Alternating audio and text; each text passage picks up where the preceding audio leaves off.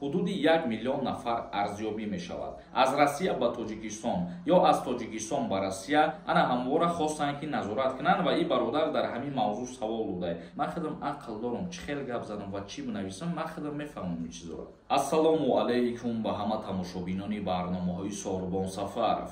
Тамошобинони азизу гироми қадр, ҳатман видеора то охир шаб бо диққат тамошо кунед. Тамошобинони азизу гироми қадр, нафарҳое ки дар Федератсияи Русия қарор дорен, ба ҳамаи шумо тавсия метиҳам, агар бихоҳед ки регистратсияҳои худтона проверка кунед ки оригинал ҳаст ё ин ки не, дар ин ҳами рақамҳо WhatsApp да бинависонед, проверкаи регистратсия мекунанд. Мавзӯи имрӯзаи мо таҳияи шиносномаи хориҷии тоҷикӣ дар Русия мутаваффиқ шуд. То кай ва сабаб барои чӣ? Сафорати ҷумҳурии Тоҷикистон дар Русия ба таваҷҷӯҳи шаҳрвандон расонидааст ки маҳдудиятҳо дар кори хадамоти консулӣ 3 рӯз давом хоҳад кард. ҳуҷҷатҳо барои ба расмият даровардани шиносномаи хориҷӣ дар хадамоти консулии сафорати Тоҷикистон дар Русия қабул карда намешаванд. яъне ки ҳар як нафаре ки шаҳрванди ҷумҳурии Тоҷикистон ба сафорати ҷумҳурии Тоҷикистон дар Федератсияи Русия барои гирифтани шиносномаи хориҷӣ, яъне ки загранпаспорт муроҷиат мекарданд, тӯли 3 рӯз маҳдудиятҳо ворид карда шуд ва ана ҳамин муроҷиатҳо қабул карда намешавад. дар ин бора сафорати Тоҷикистон дар Русия бо нашри як эълон хабар дод ба шаҳрвандони тоҷик. Сафорат ба таваҷҷӯҳи шаҳрвандон расонидааст ки маҳдудиятҳо дар кори хадамоти консулӣ 3 рӯз давом хоҳанд кард ва онро бо сабабҳои техникӣ рабт доданд. маврид ба зикр аст ки дар Федератсияи Русия садҳо ҳазор шаҳрвандони ҷумҳурии Тоҷикистон кору фаъолият мекунанд ки таҳияи шиноснома яке аз хадамоти серталаб дар он ҷо ба шумор меравад. теъдоди муҳоҷирони меҳнатии тоҷик дар Русия ҳудуди 1 миллион нафар арзёбӣ мешавад ки қабулкунандаи калонтарини муҳоҷирон аз Тоҷикистон ба шумор меравад. аз ин лиҳоз ба тамоми шаҳрвандони ҷумҳурии Тоҷикистон дар Федератсияи Русия сафорат огоҳӣ карда гуфт ки 3 рӯз сафорат қабул намекунад арзу шикоятҳое ки барои гирифтани шиносномаи хориҷӣ муроҷиат мекунанд. ба ҳамин хотир бародарони азизу гироми қадр, агар ки яке аз шумоён барои гирифтани шиноснома, барои гирифтани загранпаспорт муроҷиат карданӣ бошед, метавонед ки пас аз 3 рӯз рафта ба сафоратхона муроҷиат кунед ё ки дар дигар шаҳрҳое ки шумо қарор доред, метавонед ки пас аз 3 рӯз аз ана ҳамин рӯз иборат барои гирифтани шиносномаи хориҷӣ ба коркунӯи консулгарии ҷумҳурии Тоҷикистон муроҷиат кунед. хоб тамошобинони азизу гироми қадр, акнун саволҳои шуморо хонда ба саволҳотон ҷавоб мегардонем. бо диққат гӯш кунед то ба саволҳои худтон ҷавоб бигиред. ба ҳамаи шумо як чиза тавсия метиҳам, бародарои азизу гироми қадр, агар ба нафарҳое ки билетҳои арзон дар кор бошад, аз Россия ба Тоҷикистон ё аз Тоҷикистон ба Россия, шумо метавонед дар ин ҳами рақамҳо занг бизанед ё ки дар WhatsApp-аш бинависонед. бародари наздики худмонаи авиакаса бо нархи арзон мебошад. марҳамат, муроҷиат кунед. як кас нависондаи дар бораи Авф ягон маълумот медоди Сорбон. мутаассифона дар бораи Авфи шаҳрвандони ҷумҳурии Тоҷикистон дар Федератсияи Русия ягон информатсияи нав нест. як каси дигар нависондаи масъалаи хизмат дар ҷонмон зад. хафа нашав. дар ҳамин масъалаи хизмат дигар гап назан. всё равно 58 000 сомон ваени билет. бародарои азиз, мо аз пеши худмон дар бораи хизмат гап намезанем.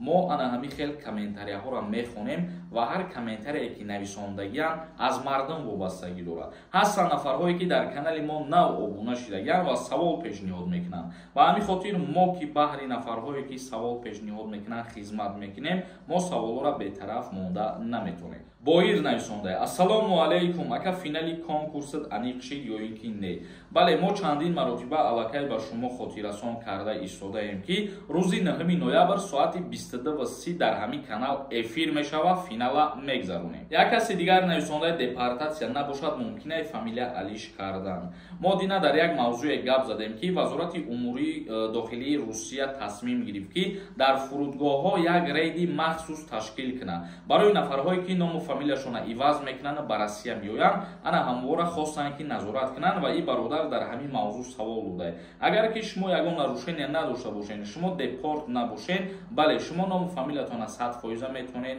иваз кунед ва ин ягон мушкилӣ ба шумо намешавад. Ҳасан нависонда: ассалому алайкум, сози хуби акаи Сорбон, паспорта чӣ хел проверка кунем, запрет ҳаст ё ин ки не? Паспорта мо проверка мекардем, вале мутаассифона 3-4 рӯз шид ки ҳамун системаи проверкаи запрето кор накардасе бародаро. Сафарҷон нависонда: акаҷон 2024 мешава, 1 марда ман 18 сола мешавам. Таваллуди 2006 мара аз кай ба хизмат мебаранд? Илтимос саволи мада ҷавоб диҳед.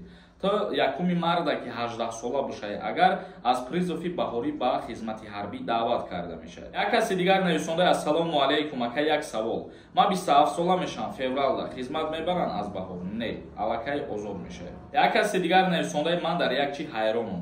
Каналот юрист ном дорад. Агар юрист бошӣ бародар, навиштана бе ошибка навис. Кнен, бинен, шид, ин калимаҳо аз куҷо?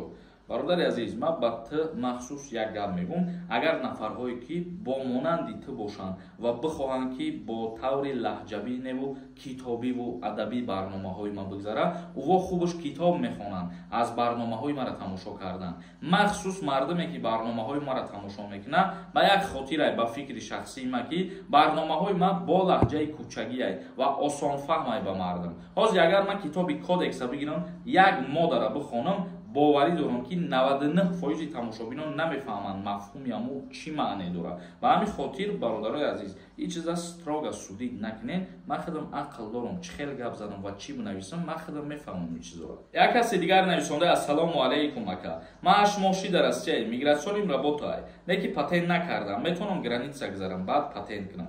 Агар ки ту патент накарда бошӣ, вақти гузаштани граница аз ту напурсанд, мисол ягон ҳуҷҷати зиёдӣ талаб накунанд, яъне ки патент талаб накунанд, просто да паспорт печат бизананд бигзарӣ, ягон мушкилӣ намешавад, бо обратно даромада метавонӣ. Вале агар бипурсанд пешниҳод накунӣ, мисол як рейд боша, депортод мекунанд. Як каси дигар нависондаи раҳмат барои навигариҳо ва қонунҳои нав, шери нар ба пеш. ҳазор раҳмати калон нафарҳое ки ҳамин гуна суханҳои хуб менависонед ва мотиватсияи мо зиёдтар мешавад, аз шумо миннатдорум.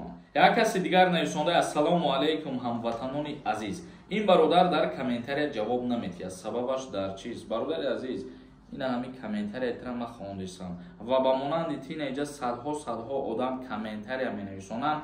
Ман кӯшиш мекунам ки ҳамаи ҳамёро ҷавоб бигардонам. Агар ман дар як видео ҳамаи комментарияҳоро ҷавоб бигардонам, мумкин видеои ман 40-50 минут шавад ва ура ҳеч кас тамошо наметавонад то охирша. Искандар нависонда: ассалому алайкум, ман дар Питерам, Москва мегум бурам, бо айсар документсоз мекунӣ. Вақте ки дар Питери ва Москва мерайти, барои истиқомат кардани кору фаъолията давом додан рафтанӣ бошӣ, бале айсари нав регистратсията аз ҳамуҷа мекунӣ ва патентам бояд ки аз ҳамуҷа бошад. Тамошобинони азизу гиромӣ қадр, то видеоҳои оянда, худованд ҳамаи мо шуморо нигаҳбон бошад.